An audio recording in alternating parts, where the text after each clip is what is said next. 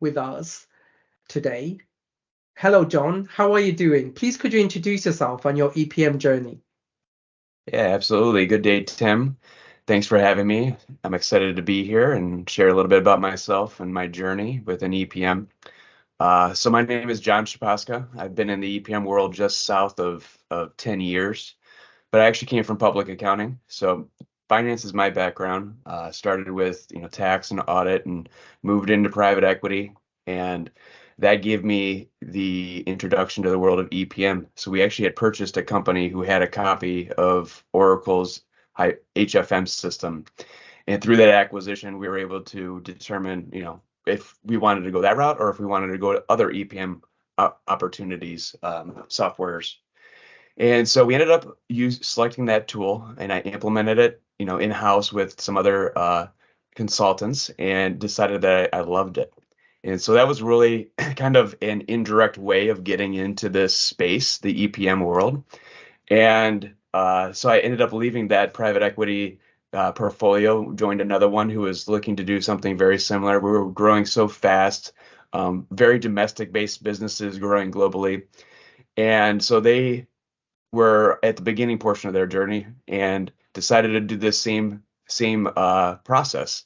And so I joined there, implemented the EPM solutions for consolidations and close, and have been doing this, as I mentioned, for about 10 years. And I've been loving it ever since. Ah, fantastic. So this next question is because, we're in a very niche industry, very sometimes hard to explain to others, especially the complexities of what we do. Have you had any humorous misconceptions of EPM when you've tried to say what you do?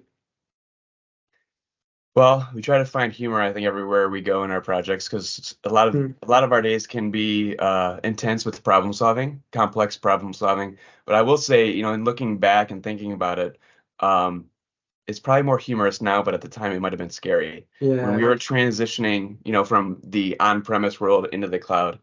And a lot of the EPM solutions were providing these pre-built Mm, softwares for planning and budgeting. And you'd hear consultants going, "Well, what does this mean for us? Are we going to have a job? If is there a system that, you almost had this vision that the system's going to do you're going to load your data and then there's going to be set forecasts printed out, ready to go." Well, that's actually quite funny. Like that, obviously that's impossible. It's an enabling tool. It's not going to do the job for us. But at the time, I think there was a little bit of fear. Looking back now, it's funny that we actually thought about all of those things. mhm. Um, because it ended up not really being the case at all. But it's funny now looking back. It's a little bit scary at the time, years and No, years ago. yeah, completely agree. So what's been your biggest challenge in EPM and the solutions you've done regarding that?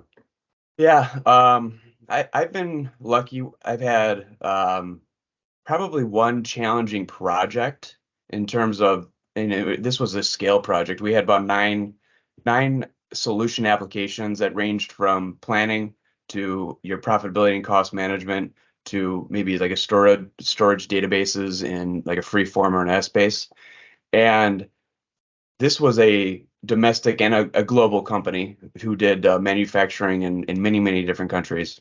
So we had about nine solutions because we were giving differing views to user bases around the world. So Sure, depending on where they sat, they had a different materiality threshold. So the account levels that they needed could vary. sure. But we wanted to have a single view, single language, Mm. right? So we ended up using um, EDM, Enterprise Data Management, Oh, yeah. along with a tool that really facilitated the data load. But we were able to put the chart of accounts in like a master chart of accounts. And we had a chart for each application Wow. with Yeah. subscriptions back and forth. So at the end of Mm. the day, these users would be logging in and they didn't even really know what was happening behind the scenes. So they'd come in, the data was loaded, but the client never had to actually do any mapping. So EDM was able, because the parent-child Wow. relationships and the different views, Yes, were able to yes. subscribe back and forth, Yeah. and then use this automation tool to schedule the data map loads Um, before it did, then the data would come in after that. That was a highly complex project because we were dealing with a Oracle data warehouse as our source to get any new accounts, load those new accounts, then the subscriptions would just filter all the way through, right? Sure. And at the end of the day, we spent so much time focusing with the businesses on that planning processes, whether we're looking at domestic or international, and how they're going to do their planning. And they probably think, wow, that's the most complicated thing. Well, we're talking about for business doing a driver, a volume times a rate, right? Versus Yeah. all of this technical work that's happening behind the scenes. And they had no Mm. idea that it was even happening.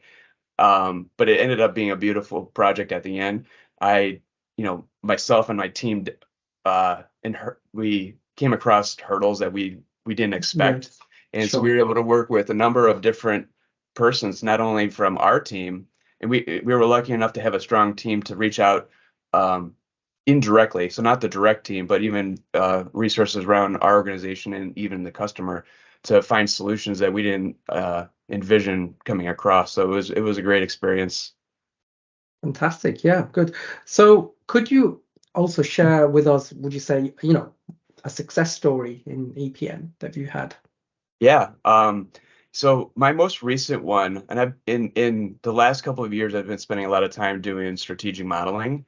Right. So I did a lot of consolidations when I first came into the EPM space, then moving into planning and then some integrations. And now I've been dabbling with the strategic modeling aspect or scenario modeling. And I've been finding this extremely rewarding, I think mostly because of my background in finance, Yes, yes. doing a lot of M&A work within the private equity world. This tool set really fits well with my finance skill set, but we Sure. have, within just about all of our customers, we deal a lot with either the accounting team or the finance team. So you're dealing with Mm. consolidations, or you're dealing with your forecasting and planning teams. But there's also those ancillary smaller or groups within the organization that do like the strategic planning, either treasury, Yeah, or yeah. you've got your investment bankers who came into the organization and they're helping with strategic growth Mhm. and funding that growth.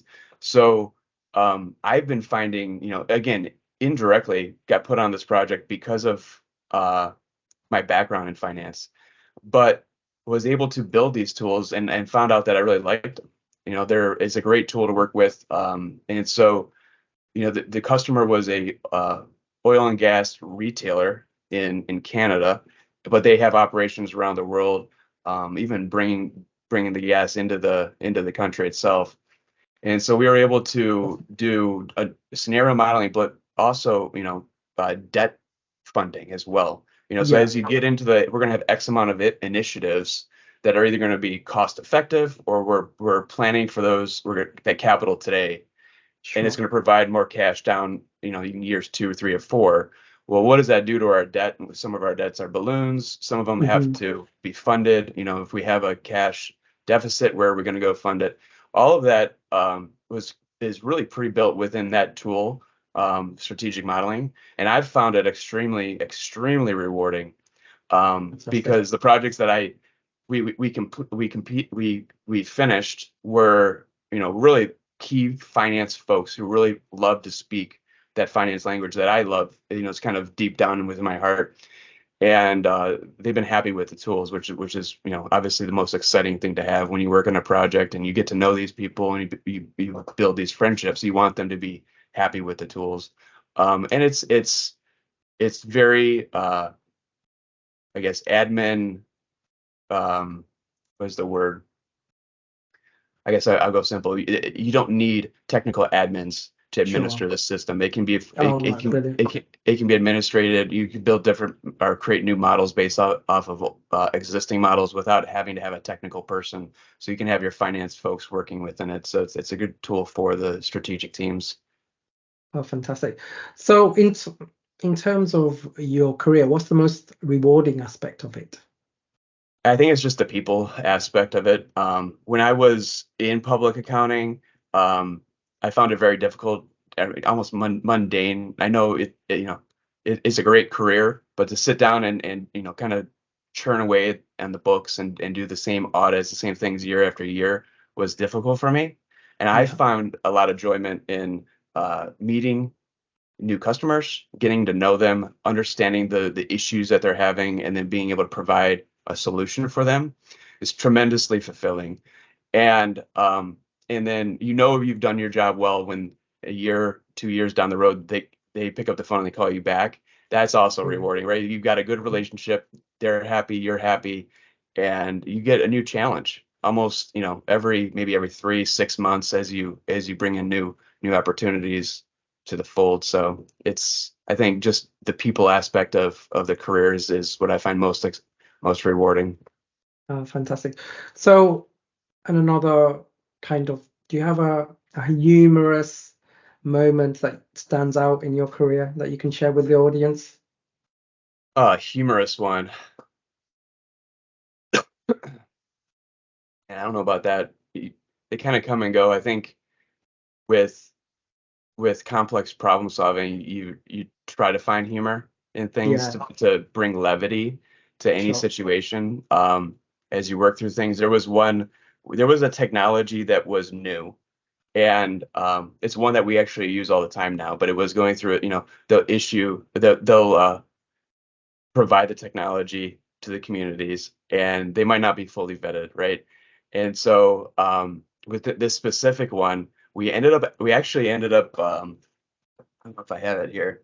So we have these cups. This is actually from Ah, the customer, and it's got our name and I got the customer on the back, but on the front here it says there's an SR for that, right? So because the technology was so new, things just kept yeah, on having bugs and yeah. things like that. Oh, And those, so we yeah. would That's come funny. across, and everybody in the room would be like, "Well, there's an SR for that," you know. No, And no. eventually it all gets fixed and created, but Yeah, you've gotta come into these projects with an understanding that, yeah. not everything's gonna be perfect. But No, exactly. you know what? At the end of that project, we finished it. They were successful. We were successful. You just have to get around some bumps in the road, and definitely find some humor along the way. It's going to make life and work so much Completely, more enjoyable. completely agree. So, what's been the inspiration for you to join your current company?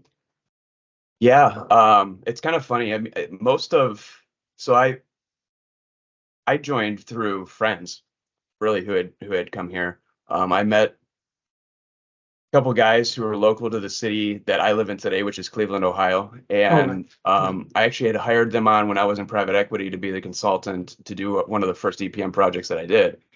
And I stuck with them along the way. Now, one of the two is still with us today, but as I was jumping and dabbling into the world of consulting, it's just been relationships. I guess kind of Yeah, going back to that whole people aspect, right? So sure. you get to know these friends, these colleagues that become friends, almost family, and they ended up here at what was formerly known as Interel. And I really enjoyed just the interview process. What I heard from them, it was very family oriented. It was a small community supporting one another, and I enjoyed that. It was really a good fit for me, and I've been here going on my 6th year, I think this spring. Huh? So I really just the smallness, the family aspect, the encouragement to Cool. learn, the um, the confidence that they would give us to, go try something we haven't done. And you know what? Sure. It's okay to send an email out to all the consultants and say, listen, I don't know what I'm doing here, Yeah, of but does course. anybody have any examples? It's okay. And then we Yeah. grow. We all grow together and we become stronger. Cool. So, the actual industry is very dynamic. A lot of things happening. New vendors, a lot of technology, the AI elements. So, how do you stay updated with industry trends? What do you use? How do you Yeah. see? Yeah, so my role has shifted in the last 2 to 2.5 years from more hands-on development to solutioning and working with either new customers or existing customers, and then passing it off to our development team. So I actually spent a lot of time reading the monthly updates that come out Yeah. and trying to understand, okay, what does this mean? And so I'll even challenge myself, read a few, post about it, write about it, so that I can stay up to date. But we also have reoccurring calls as teams. So you like a planning team call once a Mm, week or a consolidations team call. and I sit in on those. And so I like to hear what's happening on the ground. Sure. What challenges are you guys facing with any of the new updates? What's happening with your customer base and maybe, as you mentioned, the industry that they're in, Sure. and things like that, in order to make sure that I'm up to date with everything. So it really comes down to, so I guess earlier in my career it was more of an action oriented learning process. Now I have to be a little bit more diligent in making Sure. sure that you get into the new monthly updates. You're watching any of the videos that are posted. You're reading about them, and then trying to listen and hear what's happening on the floor. Sure. So also, new people are coming to the industry, whether it's, coming as graduates or training, or even people retraining, and Mhm. companies also training their staff. What's your advice for beginners in this industry? Yeah. So as a beginner, thinking back to where I was, I think I lived in the admin guides. I had them saved, and I was constantly doing finds on keywords, and then just absorbing yourself in that material. Mm, Because, and even if you look back to some of the on-premise guides that are out there, a lot of them sure. can be applicable to what the technologies that you're working with today, because they were the foundation to what you're using. So don't be afraid to go back and look and read.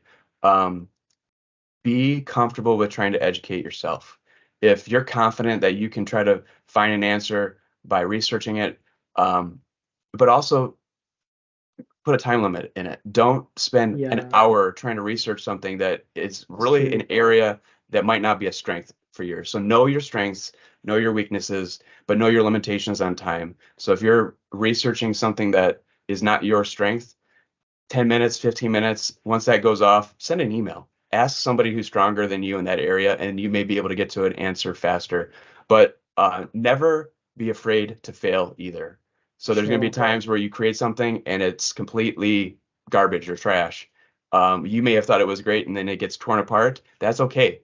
That was a Mm, valuable experience. So don't have that fear sink in, and keep looking forward, keep your eyes ahead, and keep learning. cool. So also, the industry is evolving, changing, or things are going to happen, or maybe are happening. So in that Mm-hmm. sense, why do you see the industry in the next 5 years? Yes. Yeah. I'm excited. I'm excited about what's coming ahead, because, going back to where, as we were transitioning, as I mentioned before, from on-prem to the cloud, it was scary.